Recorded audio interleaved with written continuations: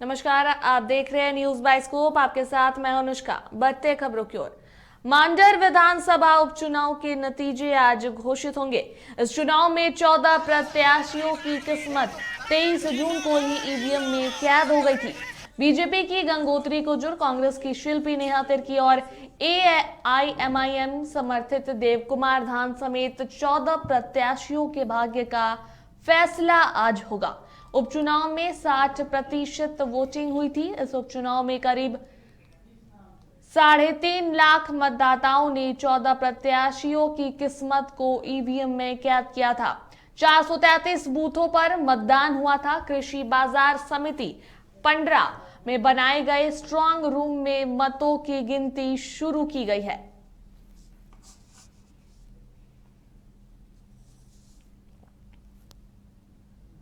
मांडर उपचुनाव को लेकर मतगणना की प्रक्रिया शुरू हो गई है। पोस्टल बैलेट और ऑनलाइन वोट की गिनती शुरू हो चुकी है।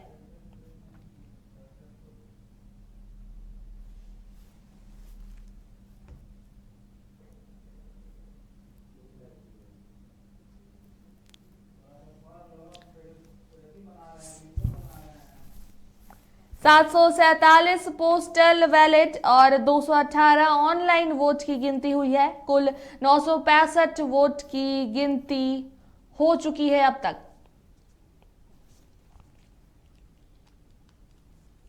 कृषि बाजार समिति पंडरा में बनाए गए स्ट्रांग रूम में मतों की गिनती शुरू की गई है।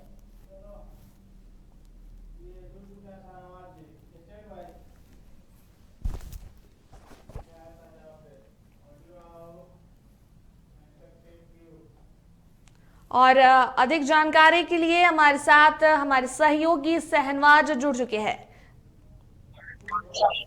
सहनाज, अभी क्या कुछ अपडेट है मतगणना को लेकर? बिल्कुल अनुष्का, जहां तक हम लोगों ने ये अनुमान लगाया था कि जो समय निर्धारित की गई है उसी समय सीमा के अंतर्गत जो काउंटिंग जो प्रक्रिया है वो शुरू हो जाएगी। हालांकि उसमें थोड़ी सी देरी जरूर हुई है, लेकिन अब प्रक्रिया चूंकि शुरू हो चुकी है, लिहाजा ये कह सकते हैं कि अब जैसे जैसे क्षण बीतेगा उस वैसे वैसे रुझान भी सामने आने लगेंगे, क्योंकि कई दौर की ये काउंटिंग होना है, लिहाजा उसके लिए थोड़ा इंतजार करने की जरूरत है। लेकिन जैसा पहले भी हम लोगों ने बताया है कि ये हेमंत सोरेन की सरकार ये चौथा बाई इलेक्शन है और 3 जो बाई इलेक्शन है वो एनडीए बीजेपी हार चुकी है। लिहाजा इस चौथे उपचुनाव में कहीं न कहीं बीजेपी ने पूरी जोर लगाई है और कहीं न कहीं बताने की कोशिश की है कि वो एनडीए पूरे दमखम के साथ चुनावी मैदान में है। लेकिन यूपीए उम्मीदवार के तौर पर नेहा तिर्की और उनके पिता बंधु तिर्की ने जिस तरह से जोर आजमाइश की है, कहीं न कहीं वो भी मजबूत नजर आता है। देखने वाली बात यह होगी क्या ओवैसी फैक्टर काम करता है, क्या चूंकि जो सीपीआईएम के उम्मीदवार हैं सुभाष मुंडा, उन्होंने भी अपनी को बहुत हद तक जोर लगाई है, उसका क्या कुछ असर होता है। इन तमाम चीजों को देखते हुए अब ये चुनावी प्रक्रिया कहीं न कहीं झारखंड की राजनीति की दशा और दिशा तय करेगी। तो उसके लिए थोड़ा इंतजार करने की जरूरत है। जैसे जैसे रुझान आएंगे वो अपडेट किया जाएगा, लेकिन अभी क्योंकि हम लोग पंडरा बाजार में है और यहाँ काउंटिंग की जो अब तक कोई एक रुझान सामने नहीं आए हैं, उसके लिए थोड़ा इंतजार करने की जरूरत है। जी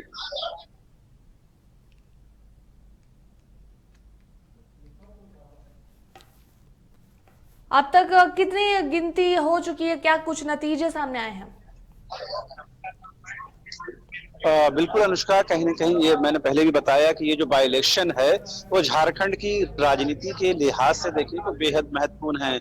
आपको पता है कि जिस तरह से झारखंड में इन दिनों राजनीतिक गलियारों में हलचल मची हुई है, एक तरफ 1 महीने से ज्यादा समय से ईडी की लगातार कार्रवाई चल रही है, दूसरी तरफ मुख्यमंत्री हेमंत सोरेन, उनके भाई और अन्य विधायकों की विधायकी को लेकर खतरा जताया जा रहा है और इस महीने के आखिर तक उस पर कोई डिसीजन भी आना है। दूसरी तरफ शेल कंपनियों और लीज पत्थर खदान लीज मामले में भी कहीं न कहीं मामला कोर्ट में गया है, वहां से भी कहीं न कहीं सुनवाई चल रही है। तो झारखंड की राजनीति इन दिनों बहुत ही बेहद क्रुशियल टाइम से गुजर रही है।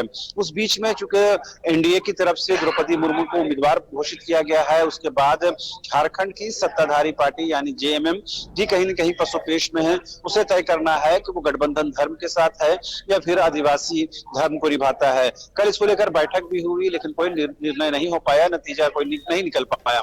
इससे साफ है कि जेएमएम कहीं न कहीं पसोपेश की स्थिति में है।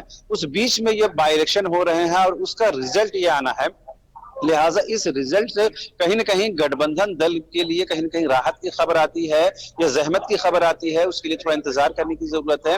लेकिन गठबंधन दल के लिए बेहतर होगा कि अगर ये जो चुनाव का जो परिणाम है वो उसके पक्ष में जाए। कहीं न कहीं ये पार्टी और ये सरकार बताने की कोशिश करेगी कि उनके कार्यकाल में जब 4 बाई इलेक्शन हुए तो चारों में नतीजे उनके पक्ष में आए, तो कहीं न कहीं जनता उनके साथ खड़ी है, मतदाता उनके साथ खड़ी है। और 2024 के जब विधानसभा चुनाव की बात करें या लोकसभा चुनाव की बात करें तो उससे पहले ये कहीं न कहीं लिटमस टेस्ट की तरह है और कहीं न कहीं जनता का नब्ज टटोलने की दिशा में ये बेहद महत्वपूर्ण है। लिहाजा इस बाई इलेक्शन को सिर्फ बाई इलेक्शन के तौर पर यानी उप चुनाव के तौर पर नहीं देखा जाना चाहिए, बल्कि झारखंड की राजनीति की दशा और दिशा को तय करने के लिहाज से भी इस चुनाव के परिणाम को देखने की जरूरत है।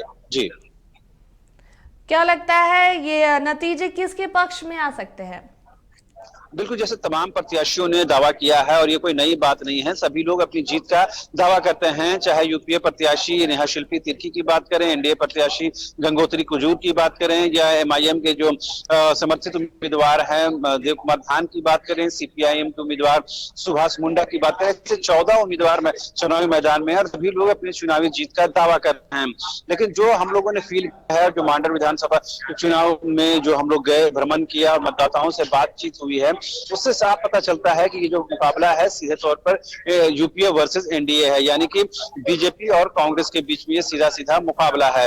लिहाजा उसके लिए थोड़ा इंतजार करने की जरूरत है। लेकिन जिस तरह से बंधु तिर्की ने अपने दम खम पर इस चुनाव को जीतने की कोशिश की है, हालांकि पार्टी के तौर पर गठबंधन दलों के तौर पर तमाम जो बड़े उसके नेता थे वो गए थे, खुद मुख्यमंत्री हेमंत सोरेन ने कैंपेन किया, लिहाजा उसका कहीं ना कहीं इम्पैक्ट हुआ। और ये जो बताया जा रहा था कि ओवैसी के आने के बाद और ओवैसी के समर्थन के बाद देव कुमार धान की जो उम्मीदवारी है वो मजबूत हुई है, उसमें बहुत ज्यादा दम इस वजह से नजर नहीं आता है कि जो उनको सुनने के लिए जो लोग आए थे उसमें ज्यादातर जो यंगस्टर थे, यंग ब्लड थे, उसमें बहुत सारे ऐसे थे जो कहीं ना कहीं जो मतदान करने की एज क्रॉस नहीं कर रहे थे, यानी ज्यादातर यंगस्टर उनको सुनने के लिए। लिहाजा अब उस चुनाव परिणाम में ये कितना असर करता है उसको थोड़ा इंतजार करना होगा। लेकिन मुस्लिम वोट बैंक की कहीं सेंधमारी की कोशिश हुई है, अगर ये सेंधमारी ज्यादा होती है तो निश्चित तौर पर बीजेपी के पक्ष में जाएगा, लेकिन ये बहुत ज्यादा सेंधमारी की अब तक कोई सूचना नहीं है, क्योंकि कहीं न कहीं आपको पता है पिछले दिनों जिस तरह रांची में हिंसा हुई उसके बाद कहीं न कहीं एक ध्रुवीकरण की स्थिति बनी है। और जो मतदाताओं से बात हुई है उन्होंने ये भी यहाँ तक कहा कि जो उपचुनाव है उसमें स्थानीय मुद्दे तो हैं, लेकिन जब वो वोट करने के लिए पहुंचे हैं तो राष्ट्रीय परिदृश्य में जो स्थितियां बनी हैं, जो मुद्दे हैं, उस पर भी कहीं न कहीं वोटिंग हो रही है और लिहाजा उसका भी असर इस बाई इलेक्शन के परिणाम में दिखेगा। जी, मतदान केंद्र पर क्या कुछ सुरक्षा के पुख्ता इंतजाम किए गए हैं? बिल्कुल, जैसा आमतौर पर मतगणना केंद्र में जो व्यवस्था होती है वही व्यवस्था है, लेकिन यहाँ पर स्थितियां चौक चौबंद जरूर हैं। वहाँ की तस्वीरें थोड़ा हम दिखाना चाहेंगे, हमारे कैमरा पर्सन थोड़ा दिखाएंगे तस्वीरें, वो आपको पता चल जाएगा कि किस तरह से यहाँ पर सुरक्षा के इंतजाम हो, प्रशासनिक इंतजाम हो, या फिर जो निर्वाचन आयोग ने जो स्थितियां आपको सीधे तौर पर स्ट्रांग रूम से जो हॉल यानी मतगणना हॉल की तस्वीरें हम आपको दूर से दिखा पा रहे हैं, क्योंकि मीडिया को बहुत अंदर तक जाने का परमिशन आमतौर पर नहीं होता है, उसी दायरे में हम लोग रहते हुए तस्वीरें आपको दिखा पा रहे हैं। सामने जो येलो कलर का एक हॉल आपको नजर आ रहा होगा, उसी हॉल में काउंटिंग शुरू हो चुकी है। अब यहाँ से स्ट्रांग रूम से जो ईवीएम को लेकर के वहां ले जाया गया है, बैलेट की काउंटिंग पहले से हो रही है, लिहाजा ये है यहाँ पर चाक चौबंद व्यवस्था है, व्यवस्था में कोई कमी हमें नजर नहीं आती है। जी, धन्यवाद शाहनवाज तमाम जानकारियों के लिए।